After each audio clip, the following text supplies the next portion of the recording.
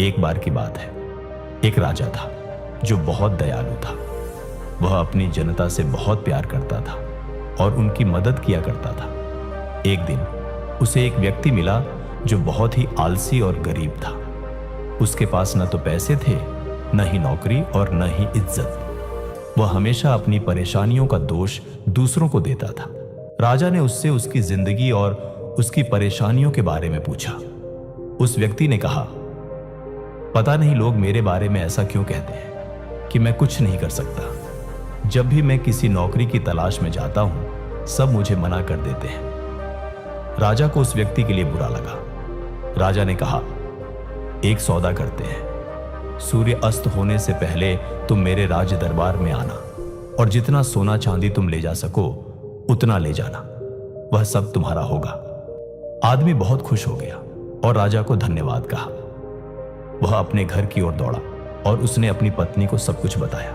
उस व्यक्ति की पत्नी भी बहुत खुश हुई और कहा, जाओ और जल्दी से सोना चांदी ले आओ। उस व्यक्ति ने कहा, मैं अभी नहीं जा सकता, मैं भूखा हूं, पहले मुझे खाना दो। जल्दी से उसकी पत्नी ने खाना बनाकर उसे दिया। उस व्यक्ति ने खाना धीरे धीरे खाया।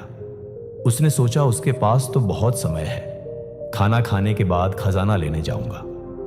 खाना खाने के बाद उसे नींद आने लगी। उसने सोचा, मैं अभी थोड़ी देर सो लेता हूं, कुछ देर बाद चला जाऊंगा। उसने सोचा कि वह थोड़ी देर ही सोएगा, लेकिन वह 2 घंटे के लिए सो गया। जब वह सोकर उठा, उसने देखा कि देर हो गई है। उसने जल्दी से कुछ बैग उठाए और राज दरबार की ओर भागा। रास्ते में धूप तेज थी, उसे गर्मी लगने लगी। उसने सोचा, थोड़ी देर पेड़ के नीचे आराम कर लेता हूं, फिर आगे बढ़ूंगा। उस समय पेड़ के नीचे हवा चल रही थी, जिससे उसे फिर नींद आ गई। इस बार वह 4 घंटे के लिए सो गया।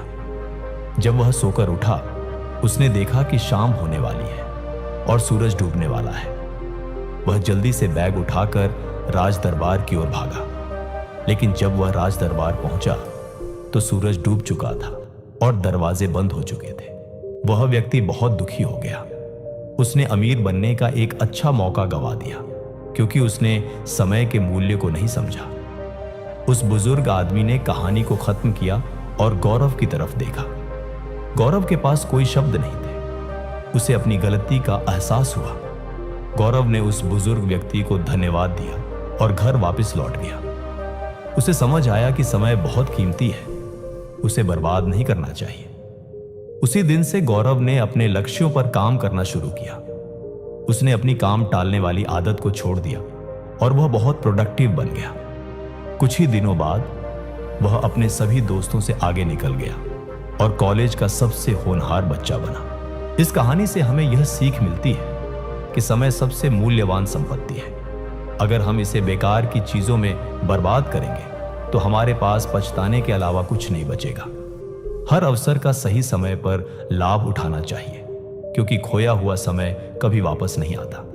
इसलिए आज से ही अपने समय का सदुपयोग करें और अपने लक्ष्यों पर केंद्रित रहें। दोस्तों, अगर आपको यह कहानी पसंद आई हो तो कृपया इसे लाइक करें और अपने दोस्तों के साथ शेयर करें।